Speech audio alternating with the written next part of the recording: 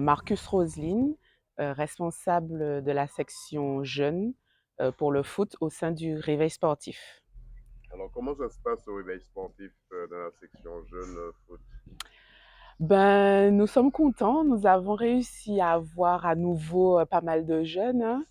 C'est vrai que la crise sanitaire ça a été un peu compliqué, les jeunes avaient un peu déserté, mais là nous sommes satisfaits puisqu'on en a de plus en plus. Donc on a plus d'une quinzaine de jeunes au sein de la section U13, une trentaine au sein de l'école de foot et une quinzaine à peu près aussi au sein de la section U15. Quels sont les projets pour ces jeunes? Ben, on essaie cette année, par exemple, on a mis en place, ça concerne pas forcément les jeunes qui sont ici, mais on a mis en place ce qu'on appelle le foot à l'école. Donc, en fait, les jeunes des écoles du Gros Monde viennent participer à l'activité football avec les entraîneurs du Réveil sportif. Et ça nous permet, en même temps, de détecter des jeunes qui pourraient avoir certaines compétences pour l'activité football. Ah, le foot à l'école, c'est tout récent. Je pense que c'est depuis combien de temps que ça existe? Depuis cette année, puisque je suis là, ça fait un an à peu près que je suis responsable de la section jeunes et c'est cette année qu'on a vraiment mis en place. On a déjà commencé avec une première école et on pense poursuivre avec quasiment toutes les écoles de la commune. C'est un bon projet pour la commune et également pour les jeunes. Oui, tout à fait, puisque ça leur permet de faire une activité physique et nous, ça nous permet de faire apprécier l'activité football à beaucoup plus de jeunes. Qu'est-ce qu'on peut vous souhaiter?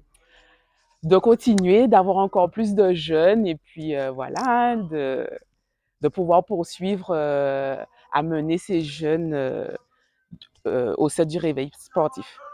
On est au réveil sportif ici dans la commune du Gros Monde avec les U13. Nazaire, parlez-moi un peu les ateliers que vous mettez en place pour ces jeunes de U13 de réveil sportif. Bon, avant tout, bonsoir. J'ai été présenté, mais je me présente à nouveau, Nazaire. Surtout avec les 13 que j'ai en quelque sorte, moi je vais pas cacher les mots encore. J'aime travailler sur surtout la partie, ce qui est spécifique pour moi, surtout à leur âge en quelque sorte, c'est la partie technique. Et là, ce soir, j'ai mis en place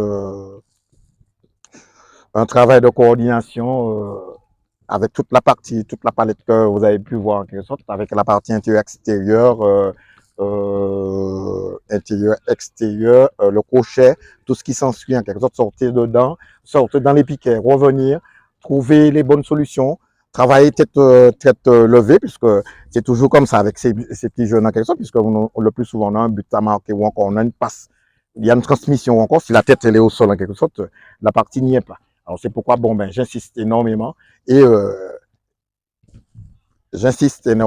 les faire comprendre que toute la partie à 7, surtout à cet âge en quelque sorte, si ces gamins veulent aller en sélection ou encore toucher quelque chose ou encore tester quelque chose sur la métropole ou encore, c'est surtout la partie qui est technique en quelque sorte. Et à partir de ça en quelque sorte, c'est cette partie qui est technique, si la partie elle est bonne en quelque sorte, nous mettons ça en équipe en quelque sorte. Et là, je pense qu'on peut avoir un jeu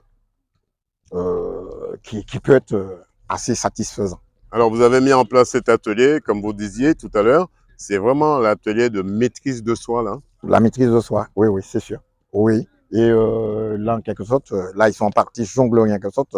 Si vous regardez bien en quelque sorte, vous devriez bien voir que ces messieurs savent déjà maîtriser un peu. Je ne veux pas dire que ce sont des gros, ils ne vont pas maîtriser toute la partie d'un coup, mais c'est surtout ça, leur base déjà. Et j'insiste énormément sur la base. À cet âge-là, il faut que ces enfants-là puissent avoir une bonne base, surtout s'ils veulent aller titiller certaines choses. Raphaël Georges, nous sommes ici au réveil sportif. Alors, quels sont les ateliers que vous mettez en place pour ces jeunes des U15? C'est plus des ateliers de coordination et de technique. Là, la semaine dernière, on a fait beaucoup de physique. Là, on a travaillé beaucoup de technique. Ballon, ce soir, c'est que ballon, ballon, ballon, ballon. Là, ils sont encore en apprentissage. Hein, que ça, que ballon, il faut travailler avec eux. Hein. Est-ce que le ballon leur permet de maîtriser la balle en même temps, de maîtriser leurs gestes également? Eh bien, effectivement, c'est ce que nous travaillons, c'est la maîtrise, beaucoup de maîtrise avec le ballon. Et comme je le dis, le ballon, c'est l'arme fatale qu'on a. C'est avec le ballon qu'on joue. Alors on doit pouvoir la maîtriser. Alors comment se comporte ce groupe aujourd'hui? C'est un groupe qu'on a reconstitué cette année, puisque l'année dernière, avec le Covid, on n'a pas eu de U15. C'était très, très, très difficile. On était pratiquement en stand-by en U15. Et là, on reprend les U15 cette année, parce que c'était pas évident l'année dernière. Est-ce que vous avez prévu des ateliers vraiment plus techniques que ces ateliers-là? Oui, oui, on a beaucoup d'ateliers beaucoup plus techniques que ça, puisque depuis le mois de septembre qu'on travaille, on a fait quand même 2 matchs dans la saison, puisque on a gagné des matchs par forfait avec des autres équipes qui ne sont pas venues. Il y a un progrès, on sent le progrès avec ces jeunes. Oui, oui, pourtant oui. On a des U13 aussi qui vont jouer avec nous, de très bons U13 qu'on a, et pour permettre d'étoffer le groupe en plus. Alors, est-ce qu'ils sont disciplinés, ces jeunes, à leur âge? On sait c'est de l'adolescent.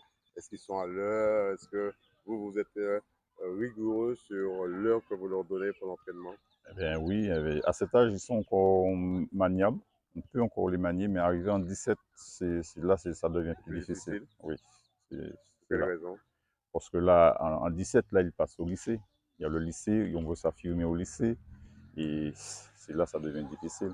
Après, tu les as en U13, en U15, à côté de vous, quand ils passent au lycée, ils ne vous reconnaissent même pas. Alors, on veut dire que l'état d'esprit change quand ils arrivent en 17. Oui, l'état d'esprit change. Parce qu'après, arriver au lycée, c'est là où les parents doivent être très, très, très, très vigilants. Non. Ouais, c'est arrivé au lycée parce que là, l'enfant, des fois, il part, le parent ne le voit pas, il rentre, le parent ne le voit pas, et là, l'enfant part et c'est ça. Et Parce que votre j'ai eu, rôle aussi, c'est un rôle d'éducation également. voilà, voilà, voilà. C'est surtout ça. Parce que j'ai déjà entraîné des jeunes qui sont morts, hein, là. Hein. Et là, ça a été très, très, très difficile pour nous. Pour les parents aussi, je suppose. Ah oui, ah oui, ah oui. Qu'est-ce qu'on peut vous souhaiter? Eh bien, de continuer à les garder dans cet état d'esprit et de les faire progresser encore plus.